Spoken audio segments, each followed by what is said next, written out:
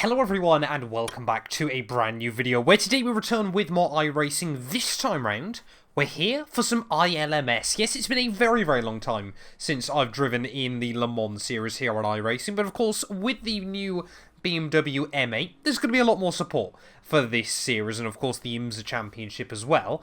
However, the IMSA Championship does not feature the GTE cars. Of course, yep, they're getting scrapped in real life very soon as well. I think either at the end of 2023 or maybe even they've already been scrapped. To be honest, I can't quite remember off the top of my head. So I thought, whilst we can still race them on iRacing, I'm going to see how we get on with some ILMS races this season. Of course, 1 hour races. Luckily, we've been put into a lobby with all three classes of cars. Things are probably about to get quite interesting. I think this is actually a top split race. I think there's only going to be 2 splits, but let's see what we can do in qualifying.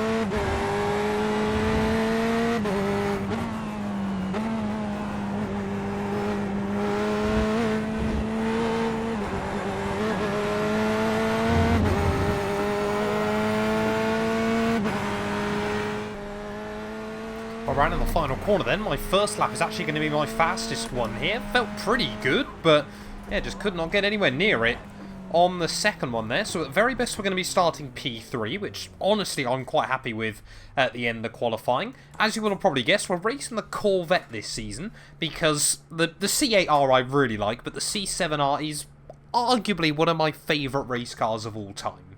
Right, well, pole sitter then of the GTE split, just waiting around a little bit. Of course, yeah, I mean, we need to get on with it at some point, otherwise it's going to be a standing start in GTE class. But a lot of Porsches, I might be the only non-Porsche here.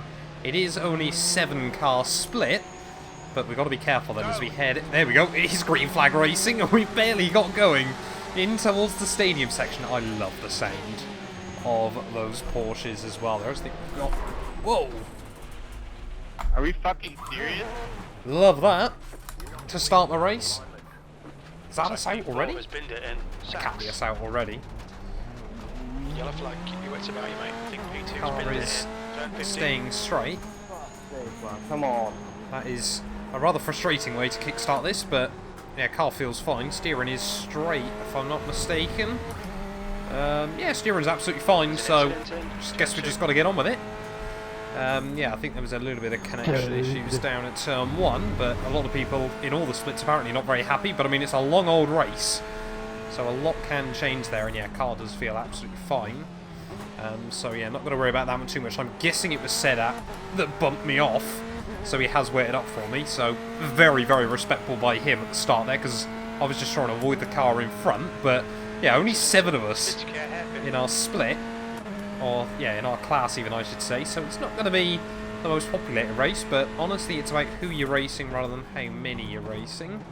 So just a little bit deep down there at the hairpin. We will gather it back up though. Porsche almost into the back of me again.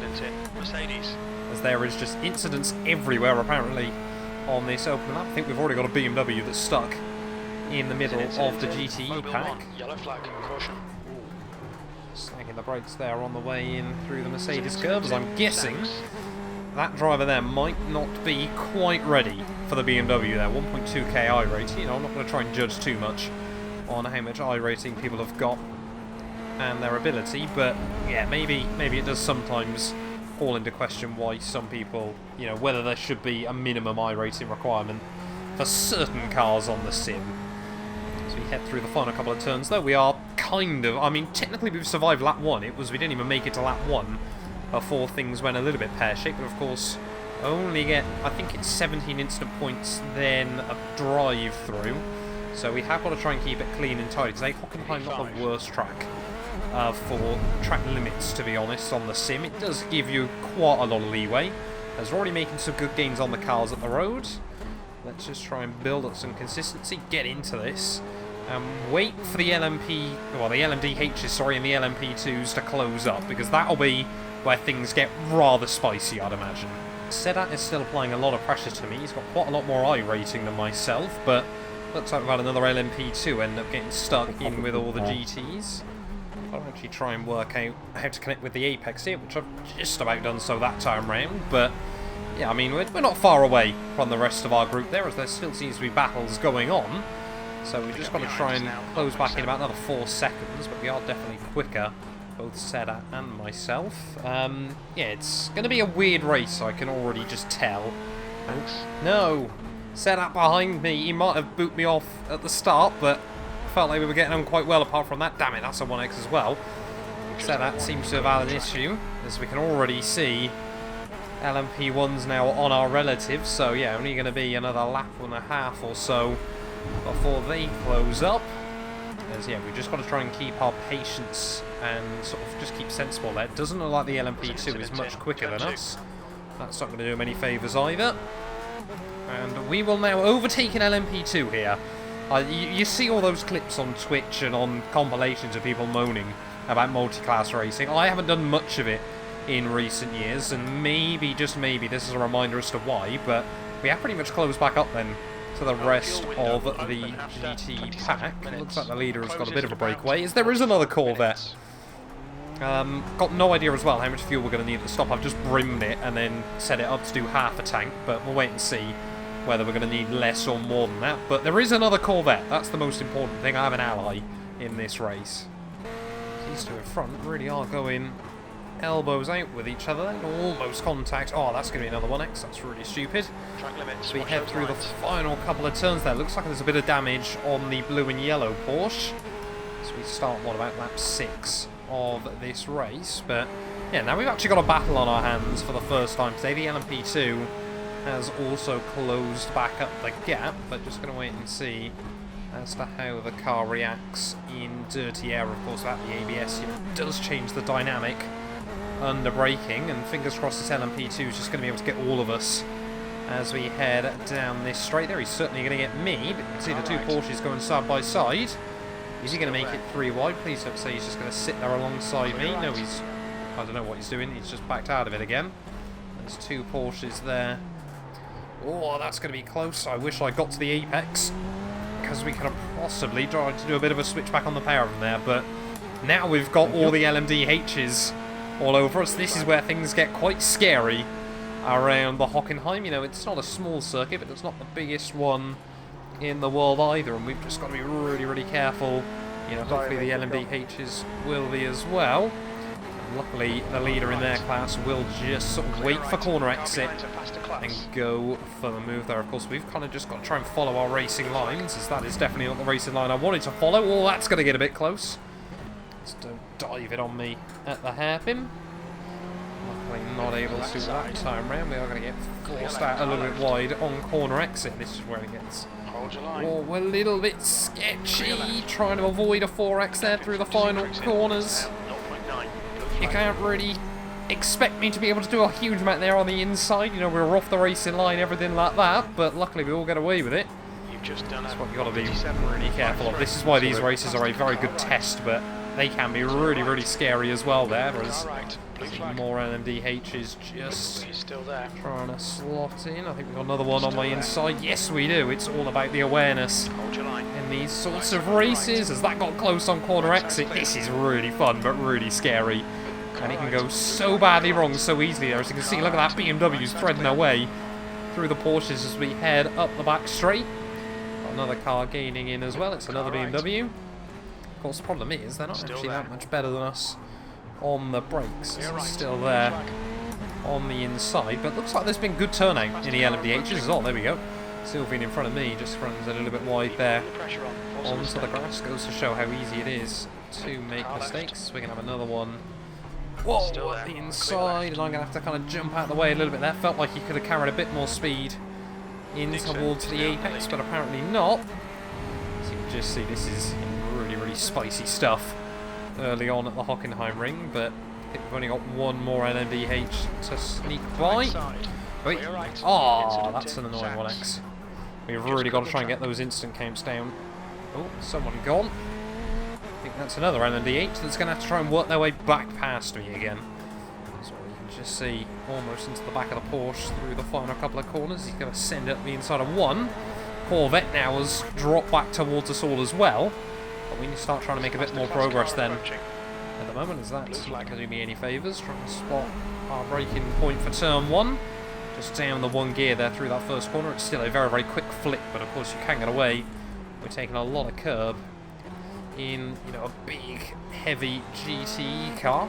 Of course, the difference between the GTEs and the GT3s, for those that aren't aware, the GTEs have a little bit more power, a little bit more downforce, and no ABS is sort of the big difference there. So normally about 2 to 3 seconds a lap faster than the GT3s around sort of your standard race circuit around the globe. But here we go, another one. BMW there, big dive bomb that time around, confident on his brakes. So you can just see two Porsches there side by side up the road. It is a lot of crazy stuff going on. Yeah, now we've got an LMDH that's on the same lap as me, so no idea what's happened to him. But yeah, despite all this going on, we still haven't actually had anyone in this little GTE gaggle swap positions, as we're still struggling ever so slightly with connection. There's still a lot of snow where I live, so perhaps that's just interfering with it ever so slightly.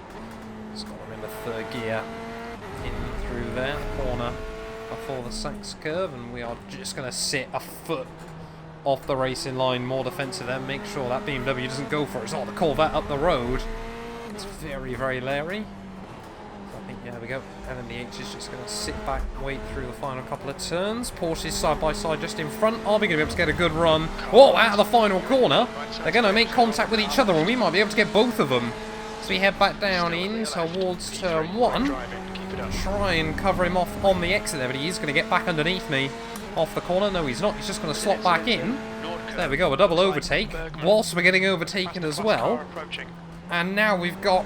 Oh no, it's still that one LMP2 that hasn't... Well, it's basically been racing GTE cars since the beginning here, but we've really just got to try and now break free from the shackles of those two Porsches, as here we go. LMP2 car again going past us at the inside. Can't be long before the LMP2s close up the gap as well. But might now finally have a chance to breathe, except for the fact that 36 car is not very fast, is the way I'm going to word it. Is there we go, the LMP2's already showing up on the relative. They're going to be here in a lapse time. So here we go then. The carnage is about to kick off again then. LMP2s have closed up, as people in chat are not happy with each other either, but yeah, we have closed up the gap to Matt as well, so yeah, there's got to be an affinity between Matts and Corvettes in this sort of race, but LMP2's going to dive it up the inside. I kind of hard tell that one was going to happen before it happened. But it's alright when they're competent and actually get past you. Oh, that one's a bit more of a dive bomb in towards the final couple of turns there, and this is what you've got to be able to do, just watch the car in front kind of get screwed by those faster cars there and try to capitalise on it, as we will be able to get a lot closer by the time we get back in towards turn one. So I can see Matt there just runs a little bit wide. He knows how important the 1Xs are, and we're going to leave the LMP2 with nowhere to go. He still wanted to try it, but he's going to have to be patient. Well done, mate. That was great. And there we go, up to P2 in class once more then. So yeah, Carlo is a long, long way up the road, but now the LMP2 probably going to be able to get the run on the pair of us. I'm staying on the racing line, mate. You've got to go around me. And you will just about be able to do so there, but yeah, next LMP2 about 6 seconds back, so it looks like their field has spread slightly more than a lot of the LMP ones. Yeah, I think there are a couple of fairly high iRacing. 3.7k there. I think there was one guy, top highest I rating in the lobby, who was in an LMP2. He must have had quite a fair chunk of I rating, but maybe he's had an incident. Faster cars bearing down on you. These guys are scrapping for position. Here we go, more LMP2s then. We'll just shift over to the inside, ready for the next corner. I know you've got to follow the racing line, but sometimes you've got to make yourself a bit more predictable for him as well. Whereas I'm just studying the last lap between myself and Carlo. It seems to be fairly similar pace, but of course it really does depend quite a lot on the LMP2 traffic, or just the traffic in general. But yeah, we're pulling away slightly then from Matt and Sylvian. So just got to sort of see how the race unfolds over the next few laps, whether we've got the pace over Carlo to try and close in, or whether we're going to have an LMP2 do quite a bad dive bomb there. That was not the finest. I had to completely jump out of the way of that one. In those situations, the LMP2s should be holding back. Here we go. Another LMP2. Anyway, what the fuck is he going to wait for it? He's been up there. Need to get back to the racing line. Oh, come on, not 2 laps in a row. Alright, at least he actually sort of completed the move, but still not ideal. We may have hit the race. As I'm loving all the arguments going on in voice chat. Why did I not turn this on sooner? It is quite funny. Okay, so we've used half our fuel then in about 22 minutes. So there we go. Another LMP2 car there going around the outside. Sometimes it's worth, if you're on the inside of an LMP2 like that, just backing out into a corner like the Sachs curve. But oh no, the LMDHs are here again, so they're going to jump us about 5 times over the course of this race there, depending on what their fuel times are like. So yeah, we can go about 45 minutes on a tank, so we'll need about a third of a tank's worth of fuel to see us through to the end. So about 7 gallons or so should safely see us through. So here comes Dominique once again. Just moves ever so slightly across into the braking zone. It just gives you a little bit of panic for a brief moment. Must admit, do like the way those BMWs look as well, as here comes more of the army once again. People not happy, rather unsurprisingly. We've even got LMP2s as well, trying to make the magic happen. It's the SIC, mate. You can flash your headlights, but gotta go for the move. Oi! Where the fuck did you think I was going to be able to go? Clear right. Well, I had to avoid that one. Watching our mirrors. There's Luigi there. I think that was getting way too hot in towards the hairpin, and we cannot really afford more 4Xs. So luckily, we spotted that one, bailed out of it. But now, as someone else flies off. Oh, that was Matt in Corvette. Now, yeah, we got Sylvian all over the back of us again, though. This is what multi-class racing can do. You can build up a little bit of a breakaway, and then suddenly it takes one rogue car in a different class to bring you all back together. Here we go. Around the H's, though. Are they going to get clean through before turn 1? Just about. One of them is going to separate myself and Sylvian as well there, and I don't think he's happy about that. Once again, just more and more of them sneaking through. Of course, they do get slowly more spread out there. Just got to avoid that curbing on the inside. Another one now gets between us for a brief moment, which is always good. Again, we'll just kind of flick fairly quickly over to the left-hand side as we head out onto the back straight. But yeah, now hopefully again, we've got 3 GT cars in a row. Which will get back to us first, the LMDHs or the LMP2s? That's the real question. But good fun so far. But we're not halfway through yet. There's still a long old way to go with this. And look at that again. Here is the LMDH. I think that's the car that just spanned last time round, and now he's got a friend as well chasing him as well. Here we go. Might see Jory make a move on down as we head down in towards the hairpin. Still P2 in our class. So Sylvia now 5.5 seconds back, so it really does change around quite quickly, the gaps. In GT, it only takes one, like I said, one rogue car to really make the difference, but we got another LMDH not far behind.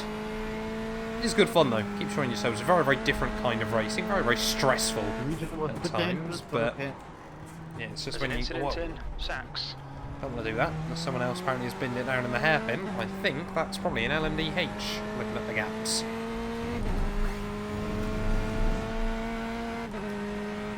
Blue flag.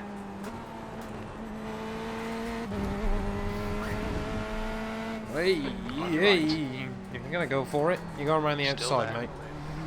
Clear right. Just about gets around me.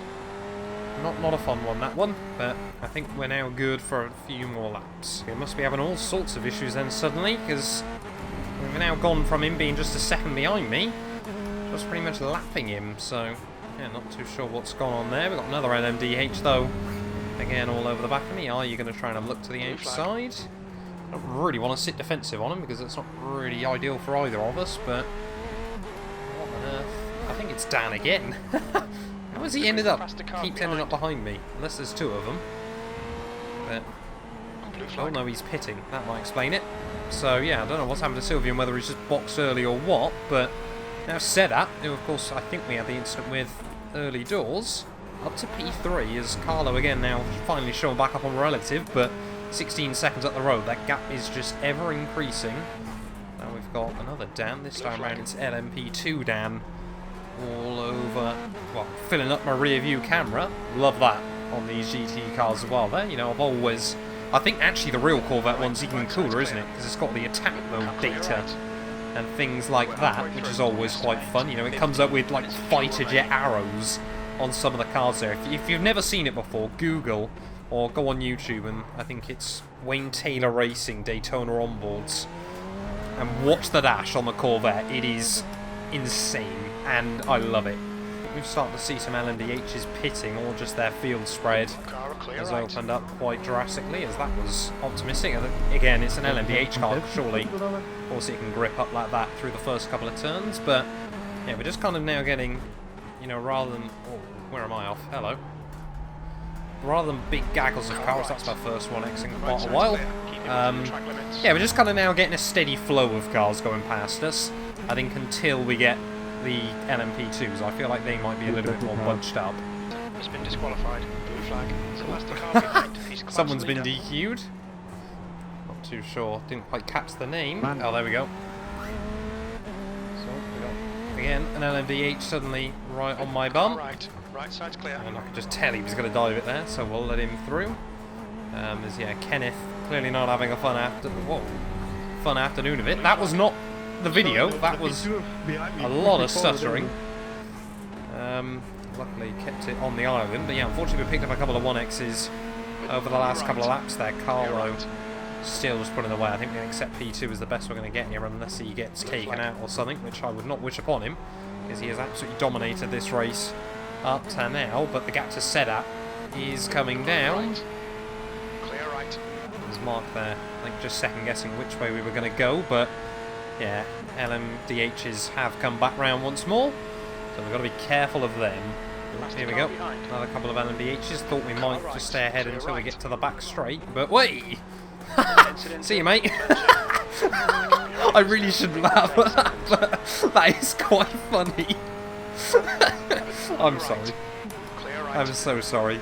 Svalbok, I've probably butchered your name there as well, mate. To add insult to the injury, or at least the injury to your ego on that one. Just completely locked the rears down at turn 2. I shouldn't laugh, but that was really funny.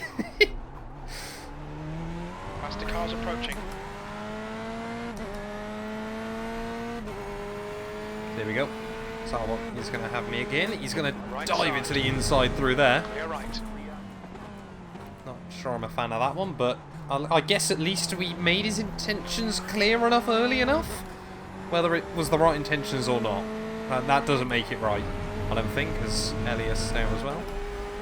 Car right. At the inside line, mate. Right As long as you get on with it. It's always that horrible moment where you second guess whether the car is in front of you or not. But we've got about 3 more laps worth of fuel, so only about 5 more minutes before we box. Still need to try and tweak the fuel number slightly, but I don't think it's going to make much difference. Well, the LMDHs seem to be running a bit like Noah's Ark at the moment. Always seem to be 2 of them in one go there. There's Noah now going to sneak past, and I'm sure you're just going to dive it, aren't you? Yep. Because you're battling your mate, and you don't want a puny little poor GTE car getting in the way of your nice new BMW. I see how it is. I see how it is. Jory, mate. See you at the finish line. Sounds like a bigger threat than it's really meant to be. I can completely understand why he's thinking that. Not quite the mentality you need in LMPs, but again, we kind of spotted it. Oh, there we go. His mate's gone. Blue flag. Bet you feel happy now, don't you, Jory? Just had a bit of a wobble there as Luca will sneak through. Yeah, it seems when this car's on low fuel it really does not like the exit of the Mercedes curve, but we're heading down in through the final couple of corners. We're going to box the in on next lap. Have tweaked the fuel load slightly, but at the moment we've got 3 seconds to set up behind us, so it's keeping us true and honest at this point of the day. Yeah, we just don't really want to risk it. I don't think, you know, I'm not sure trying to save half a second by running a risk with the fuel in the car, especially when we don't quite know, you know, where an LMDH might lap us late on, whether we're going to end up doing an extra lap. Someone else has binned it. Yep, we're going to box this one, as can we try and get an overtake on Jan as he heads back out of the pit lane? I don't think we will, sadly, but said that in 1 lap earlier than myself by the looks of it. Right, I've got to remember to be really careful on pit exit here, because I feel like I've binned it going into the pit lane before around the Hockenheim ring, so no point again trying to save a second and risk damaging the car. As Carlo into the pits as well. You know what, I don't think we would have been far away from Carlo had we not been involved in that incident at the start. Try and get into the pit lane ahead of that LMP car. Don't know whether it was an LMP2 or an LMDH, but whatever it is, I got to get in front of it. So there we go. Slow down on the box. We've pretty much got the first box. What's happened there? So we're just going to top up the fuel. We got 45 seconds of optionals, so we definitely did take a bit of damage then in that early scuffle. But yeah, not going to worry about that too much. Like I said, we've overfueled the car slightly. Traction control doesn't work for whatever reason, but the pit limits are on. Just seem to be able to light up those tyres. Where are we going to re-emerge then in comparison to Seda? Stay behind the white line. A long way ahead, actually. Really long way ahead. What on earth's happened to him? There's Carlo there, 17 seconds up the road, so I think we've done... Even then, when I was trying to be quite, well, defensive over the fuel, not really underfueling or anything like that, not trying to go extreme. We still seem to have gone more extreme than most people, as Tyler, once again, our LMP2 rival, who apparently was still ahead of in this race, fair play to him. 45 minutes and he's still not beating the GTE cars.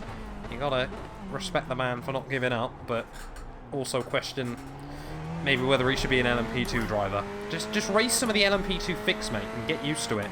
That's what I say. 20-minute races, it allows you, if you make a mistake, just to jump into another one, and you're not really sort of going in a multi-class event. Oh, that's a lock-up. Well done, Matt. That's what you get for bad-mouthing LMP2s. Karma instantly.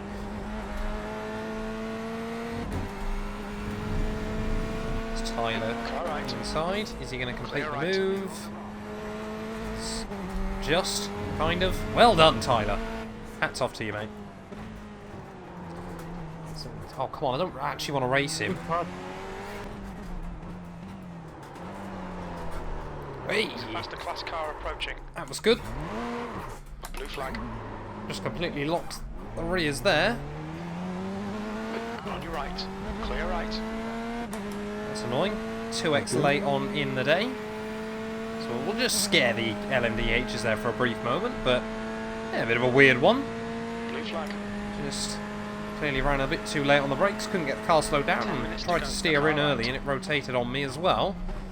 Right side's clear. Another LMDH there on our inside. But 10 minutes left to go. Yeah, we're just kind of living the dream at the moment, I think, because I got no idea what's happened to Sedat or Matt. But yeah, Carlo is absolutely still clear at the front, but we're just trying to bring home P2, I guess. We've still got BMWs and LMP2s just lapping around me every time through at the moment, as there goes Luca, leader in LMP2. Once again, so we'll rattle over the curbs again through turn 1. You can get away with it quite a lot through there, as Tyler's still only 7 seconds up the road. Oh, what I would do to beat my good friend in this race. But yeah, I don't think Sedat and Matt on. Whoa, hello. Don't know why it was suddenly trying to break free there, but okay. Corvette clearly wants to kick up a bit of a fight towards the end of this one, but 5 minutes just over left on the clock. Probably got 4 more laps, including this one. Just depends on where the leader in LMP1 is. We're just trying to bring the little thing home. Unfortunately, as well, I just realised that... There we go. Yeah, just realised as well, of course, that 2x, if we get involved in another 4x, we're going to have to set up a drive-through. before the end of this, so fingers crossed that 2X doesn't come back to haunt me. Whoa! Right side. Well, I don't want to do that through turn 1. Completely wallop the sausage girl on the inside. And that's brought us up to 16x. So now we've got to be really, really careful in these final few laps. Got to get rid of this slowdown as well, but yeah, whether we pick up a 1x or a 4x now, the result's going to be the same. Really have not been happy with the amount of 1x's I've picked up throughout a lot of this. Come on, get rid of that slowdown. But yeah, just got to try and get on with it towards the end here. Another couple of BMWs going to sail through.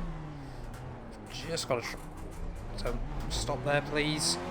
That was probably again quite close to another 1x. Come on, just get the car to the flag. It's not that difficult. No. Oh no, I'm gonna have to serve a penalty into the final lap of this race. Car right. Clear right. Just ran a little bit wide there, trying to watch the LMP2 behind us. And yeah, we've got a box then at the end of the next one. It might actually mean that we serve the penalty at the end of the race. I don't quite know how it's gonna all work, but yeah, really not too happy with myself with the amount of 1x's we've picked up today. We had the 4x and the loss of control, 2 laps left to come but penalty. we've got 2 laps to serve this penalty, so we won't get done that way round. But yeah, we have to fly, well, not fly through the pit lane, but it is going to be quite close here, as I think the leader, yeah, he must be on his last lap, so it's whether or not he's going to get ahead of me whilst I'm still in the pit lane. Mercedes. Someone else having issues down at the Mercedes corner. But yeah, an interesting race up to this point there. Like I said, we've certainly learnt a lot. But an interesting test, of course. It's been a very, very long time since I've driven a GTE car.